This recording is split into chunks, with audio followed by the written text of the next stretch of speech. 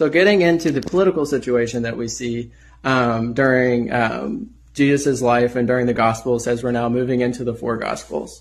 The political situation starts out with Herod the Great. So Jesus is born while Herod the Great is ruling, is the most common interpretation. And the whole of Israel is under his rule. When he dies, he leaves his kingdom to three of his sons, Archelaus, Antipas, and Philip. All of them sort of have this Herod title as well, being his sons. Archelaus, F.F. Bruce says he had all the cruelty of his father, but none of the political savvy. And so he is disposed after 9 years. And this is when that region with Jerusalem and south of Galilee becomes under a Roman procurator. And so Rome sends down a person to become governor of that area. The area to the east is ruled by Philip, and to the west is by